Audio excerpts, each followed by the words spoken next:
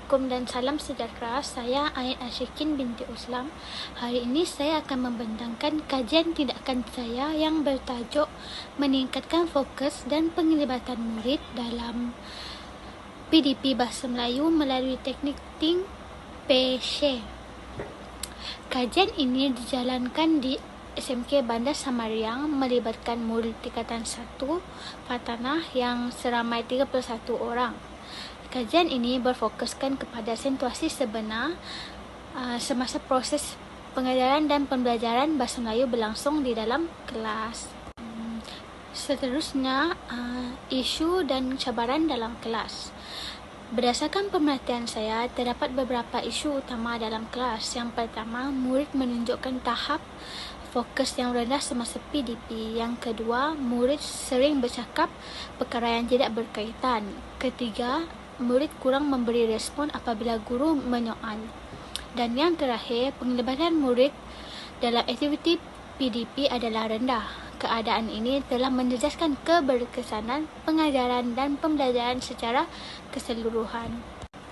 Persoalan kajian saya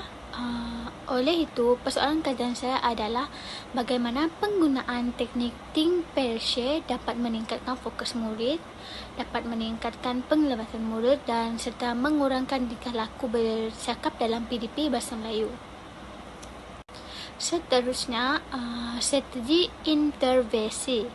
Bagi mengatasi isu ini, saya menggunakan teknik Think, Pair, Share.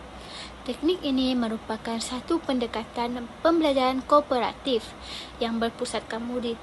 Ia menggalakkan interaksi, komunikasi serta pembelajaran aktif dalam kalangan murid. Selain itu, teknik ini juga memberi peluang kepada murid untuk terlibat secara aktif dalam PDP. Seterusnya, saya akan menjelaskan bagaimana guru menggunakan teknik Think, Pair, Share.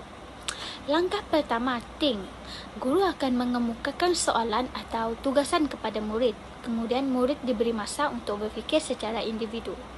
Murid juga akan mencatatkan idea atau jawapan sendiri. Langkah ini bertujuan untuk menggalakkan pemikiran kritis dan refleksi sendiri.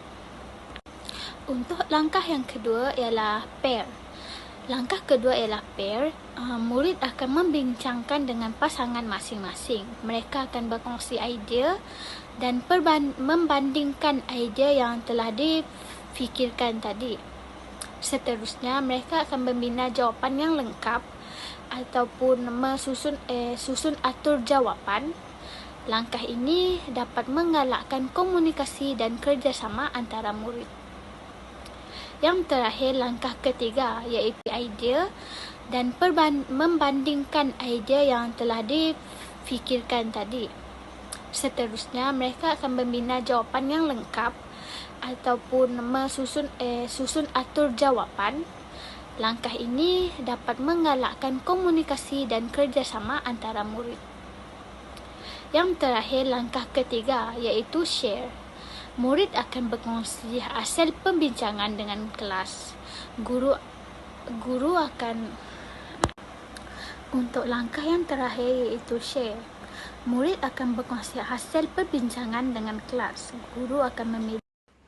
Secara keseluruhan, teknik ini melibatkan 3 peringkat utama iaitu Think, Pair dan Share. Think merujuk kepada idea individu. Pair pula merujuk kepada perbincangan secara berpasangan. Manakala Share ialah perkongsian dengan kelas. Ketiga-tiga langkah ini membentuk satu aliran pembelajaran yang aktif dan sistematik.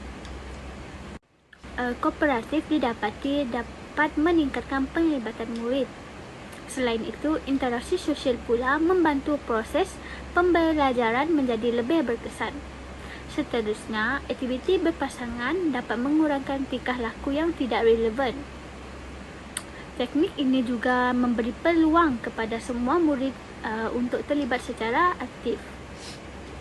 Pendekatan ini disokong oleh beberapa tokoh seperti Kagan, Slavin, Vygotsky, Johnson.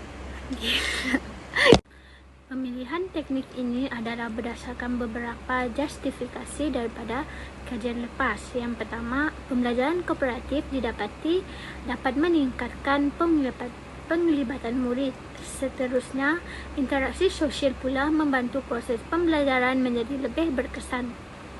Selain itu, aktiviti berpasangan dapat mengurangkan tingkah laku yang tidak relevan.